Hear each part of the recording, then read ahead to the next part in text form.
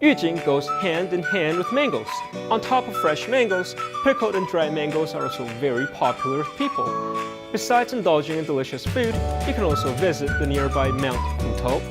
After you've hiked to the top, make sure to treat yourself to some great coffee. Yujing also has many cultural and creative merchandise, and the Tepani Incident Memorial Park is a major gathering place for everything cultural and creative. What are we waiting for? Let's go see Yujing together. Hi everyone, I'm Vera. So I'm now in Yujing, and we can drive a car or we can take a bus. It's really convenient, so let's go! Yujing Old Street is just around the corner from the bus stop. You see mangoes everywhere in Yujing, and you also see people making pickled green mangoes on their doorsteps. Yujing truly is the home of mangoes. We're now at Yujing Old Street, and there are many traditional shops here. And this is Beiji Temple. Let's take a look around here.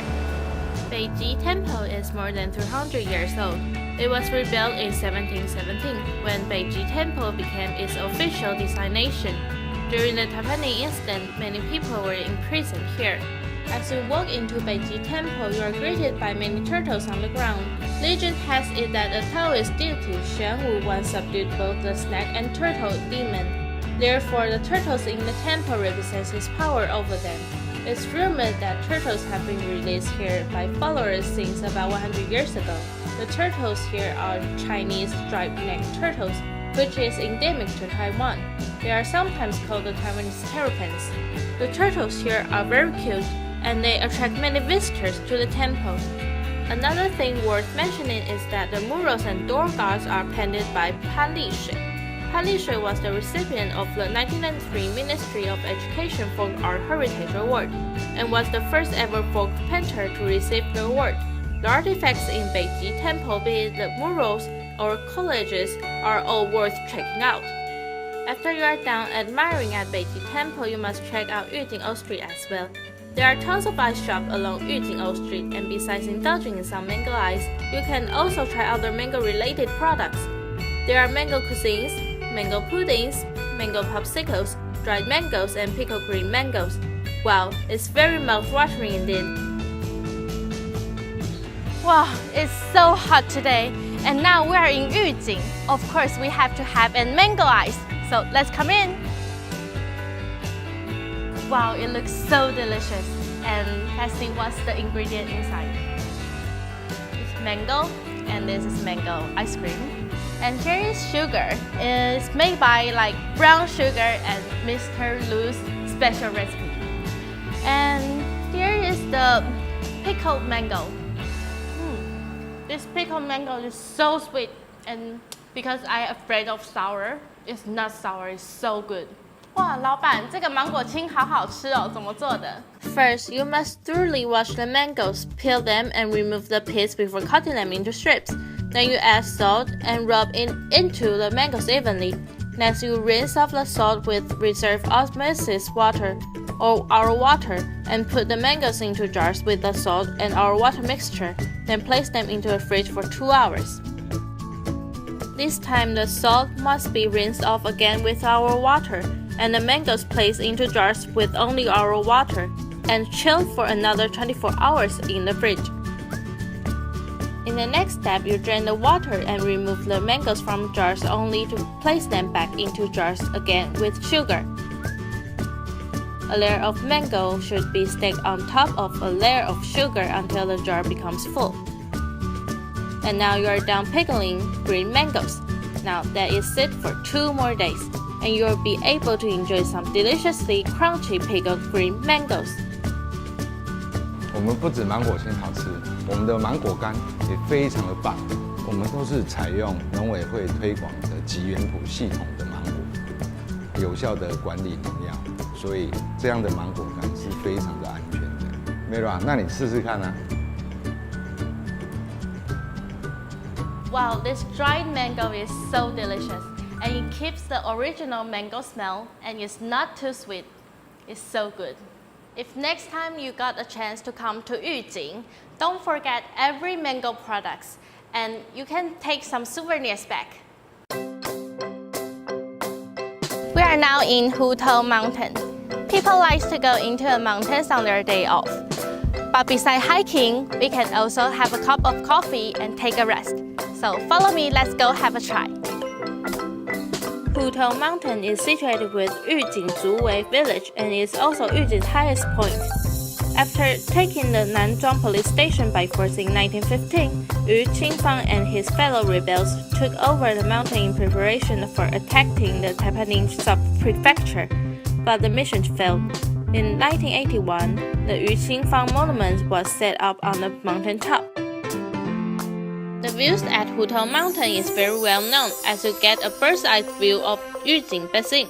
Because of this, there are lots of cafes up here with viewing platforms. It's about an hour's drive from the city center and is very popular weekend getaway for people who like to enjoy great scenery while indulging in great food. The view here is incredibly vast. To have a cup of coffee while taking in the breathtaking view is one of the great pleasures in life. What a relaxing feeling. The food here is delightful and the soup in the Pom chicken hotspot is very flavorful. It's very aromatic and the chicken is deliciously tender. Of course, there are so much more than just Pom chickens as there are other tasty dishes that you shouldn't miss.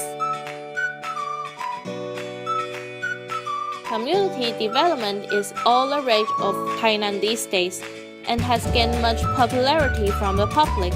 Tianpu community in Yujing is one such example. But where exactly is Tianpu community? 天埔社区，它是在一个地图上找不到名字的地方，因为我们社区不是一个地名，然后它是由2个里组合而成的。Tianpu community is formed by the merger of Shatian village and Shanpu village.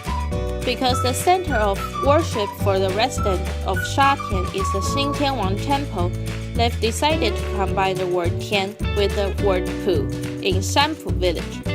In Tianpu community, you can see many loofah-inspired landmarks or landscaping.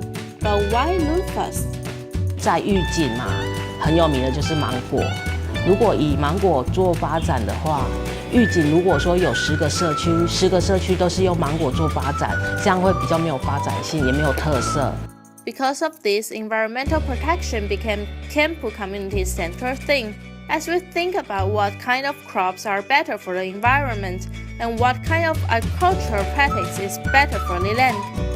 In the village, loofah vines fill every barren plot. When the loofahs are ripe, they are shared among the villagers in the community. In a way, the loofahs represent the incense farming village and the merit of sharing things. It's also a very environmentally friendly approach to things. Loofahs have become one of Tianpu community's unique characters. After a year's worth of research and trials, they've begun to develop many loofah-related creative merchandise. With the help of government-funded projects, products such as loofah lotions are also being developed. Tianpu community was never a place that produced loofahs. To carry out the community development agenda, we've decided to use loofah as a unique mascot of sorts. To answer this, the chief of village decided to provide unused farmlands for the villagers to plant loofahs on. Most of the harvest loofahs are used for food, while the rest are made into loofah lotions or loofah robes, along with other creative products. The office hours of the Tianpu Community Development Association are the same as your typical office hours and is closed on the weekends. You can book guide community tours here as well, and the tours are designed not to overwhelm the community. Therefore, the tour is usually limited to 40 people per group. 主要的行程就是到丝瓜园去做笼式的体验，然后就是让他们种一颗小丝瓜，好，然后以后他们如果有空的时候可以回来看看这一颗丝瓜长得如何。If you have the chance to come to Yujing, don't miss out this thoughtfully managed community. I'm now at Galilee Mission Center, and this place is so beautiful. Let's see what's interesting inside. Wow, the view here is really beautiful and there are so many cute animals. It's a perfect place to take photos with so many animals around and a church in the shape of an ark. It must be about Noah's Ark, right? Let's go and find out. This is CEO from this Galilee Mission Center, Miss Wang. Hello, Miss Wang. Hi, welcome to Galilee. The ark-shaped church looks very special. 那为什么会有这个方舟教堂呢？因为在88水灾的时候呢，有许多的灾民住在这个地方。那当他们离开以后呢，我们就用漂流木盖这一条船，为的就是纪念88水灾，也唤醒更多人要爱护这个大自然。That's right. The power of nature is a force to be reckoned with, and respecting the earth is part of our everyday responsibility. So, Miss Wang, could you briefly introduce this Galilee Mission Center? 加利利宣教中心里面有祷告山有方舟礼拜堂。This is not only a place for fellowship, but also a place for different activities. There's a lawn in front of the Ark Church. It's very pretty. There are also many biblical motifs here. They have many holiday lodges here that can be accessed by the public. The ecology here is very diverse and is a perfect place to absorb some fireside in the forest as you relax your spirit. It's also a wonderful place for outdoor education.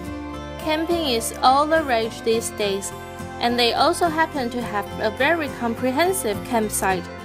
There is a large expanse of greenery and many outdoor recreational facilities for you to truly enjoy the great outdoors. If you've grown weary of that crowded city life and want to relax, this place is a great option, so don't skip it. On top of the Prayer Mountain is a castle. Let's go check it out. 这是希望之家社福中心。希望之家社福中心是个辅导机构，主要在帮助偏乡弱势的学员。我们服务的对象包括单亲家庭，还有弱势家庭，还有新住民、原住民，还有隔代教养的孩子。Now it's afternoon tea time. Okay, let me try it. This outside is crispy, and inside is ice cream. It's really nice. Coffee with egg tart. So much. It's good. So next time you come to Yujing, besides mango and mango ice, there are also many cultures and histories waiting for you. See you!